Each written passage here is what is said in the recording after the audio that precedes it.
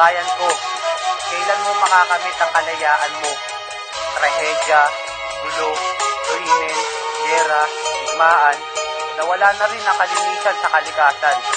Lahat ng to nangyayari dahil sa sarili nating kapakanan.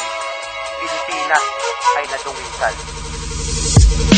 Bayang magiliw pala sa silanganan, Pilipinas na nasasadak sa kasalanan. Dating pinaglalaban ng ating mga bayani, hangad ay kalayaan upang di tayo api sa mga kasila at tapon piratang mananakop. Karahasan ay makikita kahit sa lupalo. Pula, puti, asul ang kulay ng ating bandila. Ito'y sumasalisag na hindi tayo alila. Tigilan na ang krimen at mga karahasan, mga trahedya at bulo walang patutunguhan. Putukan sa pagitan ng sundalo at bandido, mga nagpapatayan ay parehong Pilipino. Ngayon sabihin nyo, paano tayo makakalaya kung puot at galit ang pinapaiyan sa bansa? Para sa Pilipinas, ito ang aming kanta. Hinahangad ng awit ay pagkakaisa.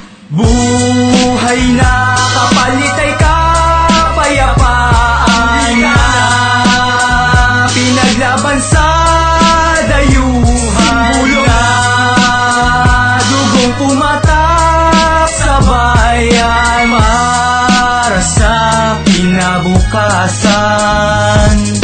Bakit ganito? Iba na ang ating proseso. Pinasa inabuso, ngayon wala aseso. Sa gobyerno ano ba ating natatanggap? Ang mga tao lalo pa lumulubog sa hirap. Pero ang pinaghirapan saan nga ba napupunta? Sa mga tao ba o sa sarili mo bulsa?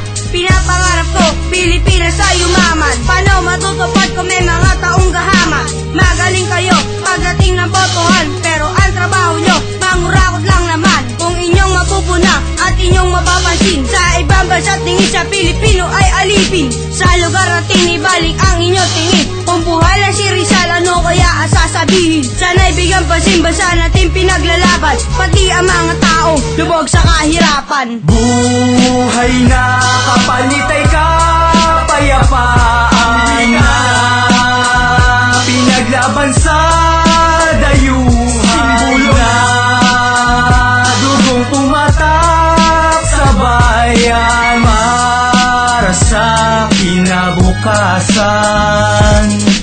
Pilipinas may sariling yamang kalikasan, ngunit nasan na pinagmamalaki natin na yamang kagubatan na lalagas, mga hayop naglalaho, madalas nagbabaha dahil wala na mga puno, mga kalye at kalsada ay puno na ng basura, ilog at karagatan unting-unting nawawala na, mga usok sa mga naglalakihan na gusali, kalinisan at kaayusan ngayoy baka sakali. O bakit ganito? Bakit ganyan napabayaan? Di ba't nangako tayo sa panatang makabayan? Pilipinas ang tahanan ng ating mga lahi, tila nawawala na yata ang minimiti. Maraming Pilipino ang masyado nang nahihirapan, ultimo lang sa ang ginagawa ng tulugan. Sana to ay mapansin ang kinauukulan, ang bayan natin ay masyado nang makasalanan. Buhay na kapalit ay kapayapaan na pinaglaban sa dayuhan na dugong tumatak sa bayan para sa kinabukasan. WS Music Production.